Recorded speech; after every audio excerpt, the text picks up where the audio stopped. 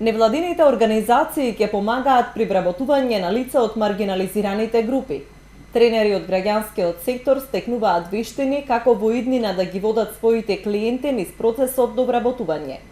Целта е да се помогне лицата од маргинализираните групи да станат видливи на пазарот на трудот, а со вработувањето да им се подобри социјалниот статус и да можат да бидат независни. Целта на овие работилници кои што се организираат во неколку наврати беше да се пренесат искуствата од Покров и од невладината организација Избор на другиве организации кои што веќе работиме со лица кои што користат дрога. Јас доаѓам имено од Црвен крст Прилеп и работиме долги години со лица кои што користат дрога и целта ни е да можеме да ги реинтегрираме и ресоциализираме веќе стабилизираните клиенти да можат повторно да влезат во нашите општествени текови како индивидуи кои што ќе можат да дадат допринос за себе и за општеството во целост.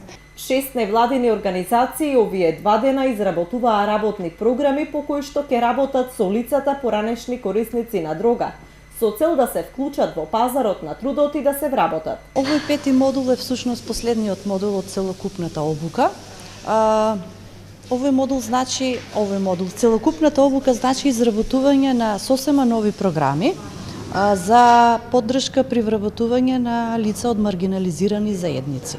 Ваков тип на програми досега не се спроведувале кај нас. Во западноевропските земји веќе имаат долгогодишни искуства и покажуваат добри резултати.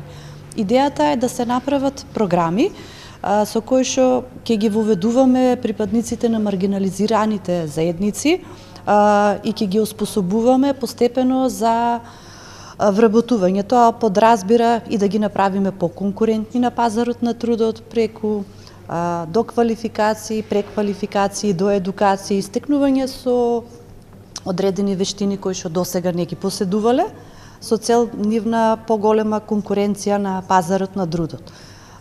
Исто така се планира да се работи малку повеќе на сензибилизирање на бизнис секторот за вработување на припадници од различни маргинализирани групи, да им се посочи со какви потешкоти или проблеми можат да се соочуваат и заради стигма и дискриминација, меѓутоа и заради одредени ограничувања кои што можат да ги имат при изведување на работни задачи.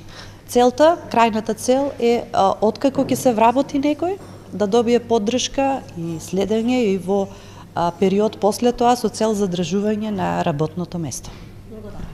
Одлично. Овие активности се дел од проектот Иновативни социјални реформи за вработување маргинализирани лица кои што во следните 2,5 години ќе го спроведува граѓанската организација Избор. Проектот е финансиран од УСАИД за граѓанско учество.